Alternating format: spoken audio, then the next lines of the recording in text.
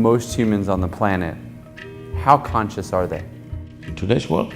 Yeah, in Los Angeles. You spend time here. Let's take the whole world, I don't want to make a judgment on Los Angeles. In the whole world, it's unfortunately a very minuscule percentage, minuscule. Why is this so? Why is it people are not conscious? The fundamental reason is they have taken themselves too seriously. They don't understand that they're just a pop-up on the planet. They'll pop up and pop out, but big fuss about that.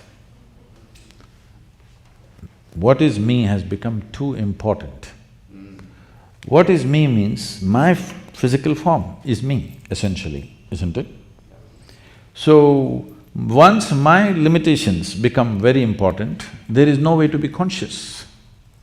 You're just becoming self-defeating in the process, it doesn't matter how hard you try. The only and only reason why the entire world is not naturally enlightened is they're dead serious about their lives. They've not come to ease with their life, they're too serious about it. See, you've just been through an engineering online process.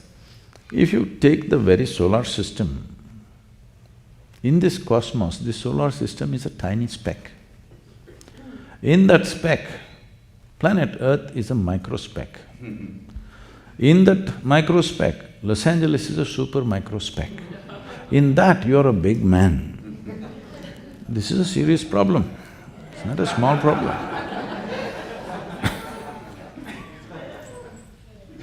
So once you create this problem, then you cannot be conscious, you can only be mentally alert because it's all about survival.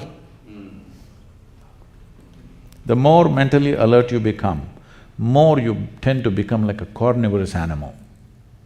You know, a carnivorous animal is very mentally alert because every day he has to hunt his food. You know, I have spent so much time in the jungles in India, you must see a tiger, how alert he is, how alert he is. Because if he's not alert, he's not going to get food, he's going to die of starvation. He's got to be super alert to earn his food. Most people think tigers can kill what they want. No, it's very, very difficult for him to get his prey because all the herbivorous animals are faster than him and they sweat in the body, so they can run longer. He can only do one burst. In that burst, he must catch, otherwise he gets hot, his body gets too hot, he cannot go. He just sits there helplessly because his body gets overheated. You must watch this whole game, how it goes on, how frustrated he is that he can't get his food. He knows his energy levels are going down and as time passes by, he will become more incapable of getting his food. You should see the anxiety on his face. So he is super alert. This is the nature of a carnivorous animal. Once your alertness, mental alertness goes that way, you become like a predator, always looking what you can get, what you can get, what you can get. It may be in whatever levels of life that people are involved in, but all the time they're trying to grab something because mental alertness creates that. I'm not saying you should not be alert, but if you're conscious and alert, then it works in a different way. But if you just ramp up your mental alertness, you will become like a hunter all the time, waiting, crouching for something. And if I heard you correctly, many people who are pursuing consciousness end up just becoming more mentally alert. And so, how does one strive to have more consciousness, but if it's not something you can work at or work towards, what is the path? See, the very question when you say to pursue consciousness, how will you pursue consciousness? Or I guess a higher consciousness. In which direction will you pursue? I think in… Because you are consciousness, isn't it? Where is the need to pursue this? See, we can pursue certain levels of competence in the world.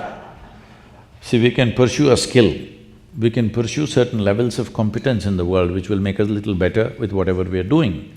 But you cannot pursue consciousness. This has to come to ease, then only it'll become conscious. When it becomes very alert, it becomes like an animal. So, becoming an animal means it's not that something wrong, But in the evolutionary scale of things, you're going backwards. See, the most significant aspect of being human is this, that you can determine the nature, the scope and the pace of your evolution, unlike any other creature. This is the most important aspect of being human, that you can determine the nature, scope and the pace of your own evolution, which no other creature can determine. For them, nature pushes them at whatever pace it pushes them. That's what yoga means, tools of transformation, so that you can hasten your evolutionary process.